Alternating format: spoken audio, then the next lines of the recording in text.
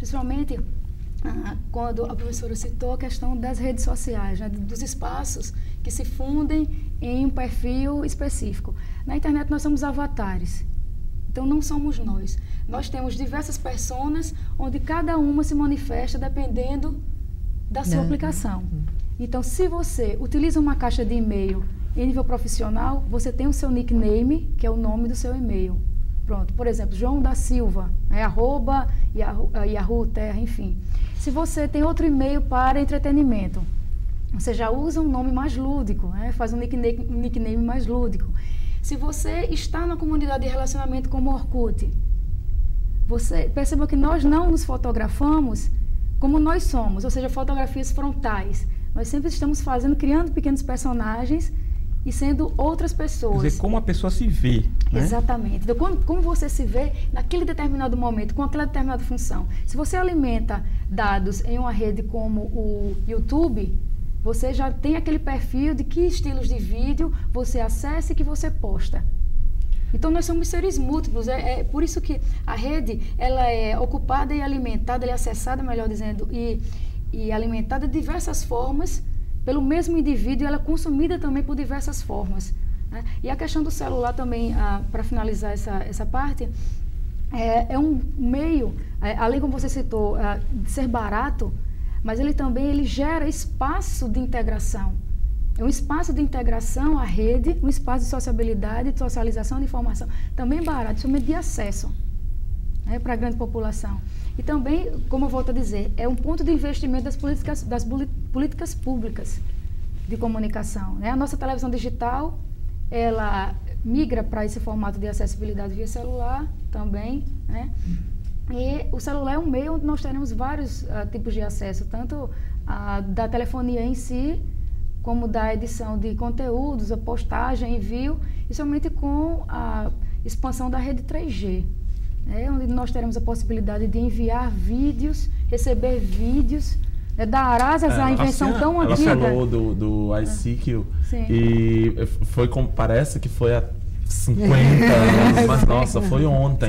Eu estava em frente ao computador, baixando o primeiro MP3 da minha vida, 20 horas para baixar um arquivo de 3 mega. E eu acho isso fascinante, a forma como a tecnologia evolui, e ao mesmo tempo eu penso o seguinte, que esse conteúdo gerado para a internet, ele na verdade não é gerado para a internet. Ele já seria gerado de alguma forma. Ele encontraria alguma válvula de escape. Acabou sendo a internet, né? A internet acabou trazendo uma descentralização interessante, porque mostrou quanto conteúdo havia disponível sem ter audiência. Patrícia, sobre isso, querendo complementar o que você está dizendo, sobre isso, eu costumo lançar um desafio, né, que foi lançado inclusive na minha pesquisa de pós-graduação. Eu costumo lançar o seguinte desafio: digam o nome de algo, de alguma coisa que tenha na internet e não tenha no mundo, nesse nosso mundo dito real, esse mundo que nós estamos aqui. Até agora, ninguém conseguiu me dizer algo que exista na internet e que não existe nesse nosso mundo real. Porque se você diz pedofilia, costumamos fazer aquela celeuma, aquela coisa, aquele bicho. Não, pedofilia. Mas a pedofilia tem no mundo dito presencial. Assaltos, acessar a conta de outra pessoa, isso tem no mundo presencial. Racismo, xenofobia, isso tem no mundo presencial. Então, a gente tem que ver bem como é que funciona essa coisa. E apenas incriminar a internet para isso. Não, na internet, na verdade. A questão da facilidade de acesso realmente. Por conta da penetração, né? Talvez porque a internet tem uma penetração muito grande. Então, um fato desse, a pedofilia, ela vai muito mais amplamente através da internet. Mas é que tá. O que eu digo sempre é o seguinte: o ideal, as pessoas perguntam, eu já vi vários programas com os pais dizendo assim, eu tenho que ver o que meu filho está acessando. Olha, se você fica fiscalizando o que seu filho está acessando, a única coisa que você vai estar ensinando ao seu filho é o desrespeito à individualidade, ao espaço privado dele. Isso que você vai estar ensinando ao seu filho. Na verdade, mas aí você diz, não, mas como é que eu vou deixar meu filho acessar qualquer coisa? Bem, eu acho o seguinte, da mesma forma que você chega para o seu filho e diz, se um desconhecido lhe oferecer carona na porta da escola, não aceite. Se alguém lhe oferecer drogas ou quiser se encontrar com você longe de casa, num lugar reservado, não vá. A mesma coisa tem que ser com a internet. Quer dizer, na verdade, as pessoas atacam as folhas das árvores quando deveria estar atacando o mal, a raiz. Na verdade, o que é que eu diria para os pais, eu não sou pai, mas digamos, o que é que eu diria como pesquisador para os pais darem aos seus filhos? Discernimento. Eu acho que isso tem uma questão aí. É interessante o raciocínio. Realmente, nada existe na internet que não existe na vida real. Inclusive, as empresas que foram criadas para a internet, inclusive, as coisas que foram criadas para a internet após a disseminação da internet, elas seguem uma lógica da vida presencial. O problema é o seguinte, existe uma facilidade na internet que na vida real não existe.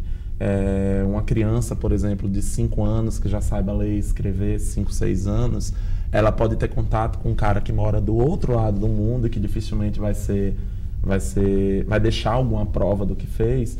E ele pode conduzir essa criança a fazer coisas que presencialmente ele não conseguiria, entendeu? Concordo plenamente com você. Eu achei interessante você dizer assim, eu não tenho filhos. Foi inevitável pensar, então agora eu entendo o seu raciocínio, sabe? Porque é muito complicado.